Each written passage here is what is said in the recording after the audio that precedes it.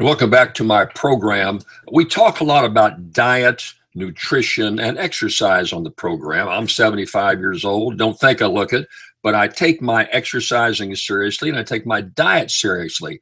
And most people I know are very careful as to what they eat. They want to look, rather they want to look well. They want to lose weight, and they also want to stay healthy inside. So when new studies come out about the combination of exercise and diet, I pay attention to them, and most people I know pay a lot of attention to them. We've got a research group in my hometown of Baton Rouge, Louisiana. It's called the Pennington Biomedical Research Center. It has a worldwide reputation, does a lot of nutrition studies. When they talk about nutrition, usually you put a lot of faith in their conclusions. And so they got together with several other universities. I think it's primarily their study, but similar studies went on to University of South Carolina and several other universities in this country. The Pennington study came out just this last week, and it said that in a study of 6,000 people, 6,000 kids, they found that the most important component of losing weight was exercise.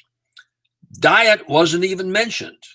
Now, this is a nutrition center that looks at how you eat, and they are concluding that the single biggest component for you to lose weight and stay healthy is your exercise. Get more exercise. And I thought that was strange. It kind of goes against everything I've ever read, my own personal experiences. You know, I know that sometimes I'll be exercising hard, but if I eat too much, I can tell the difference. The weight goes on. You've got to deal with nutrition. You've got to deal with diet. I'm in New Orleans a lot for weekends where I have children, and I've got a sister down there, and often we'll go down for the weekend to New Orleans, and it's hard to stay away from the food down there. The restaurants are so good. Maybe I'll overdo it, and I can tell it has an effect on me. I put the pounds on. But if I watch that diet and do the exercise, it makes all the difference in the world. You can see the results. Where on earth did Pennington come off with this idea? And I wrote about it in my column this week. Go to my website here at www.jimbrownusa.com, and you'll see the column I wrote about what I'm telling you now. So you couldn't tell from the study what their references were that really made any sense to me. They went into some detail about looking at these kids and in very general terms talked about the value of exercise. I agree. I exercise 7 days a week. After I do the show today, I'll be out in my swimming pool swimming and taking care of myself.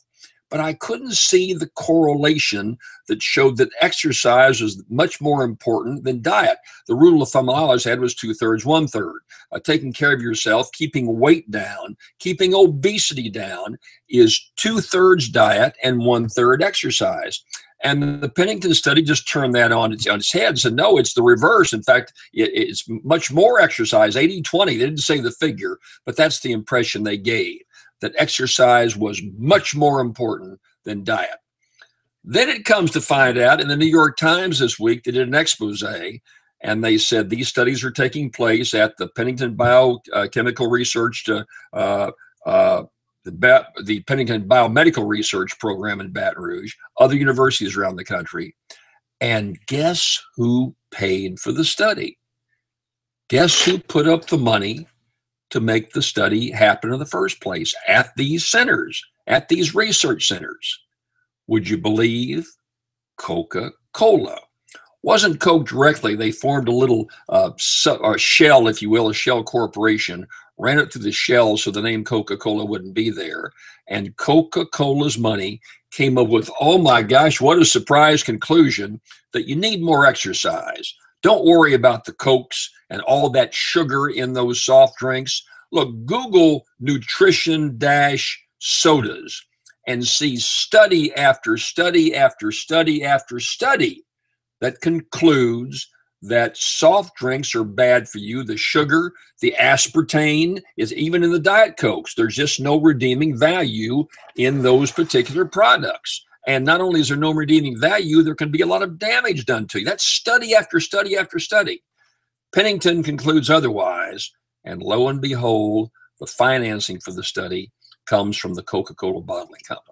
I called for a response. The public relations person got back to me. I'd like to talk to the head of the whole study. Going to pursue that next week.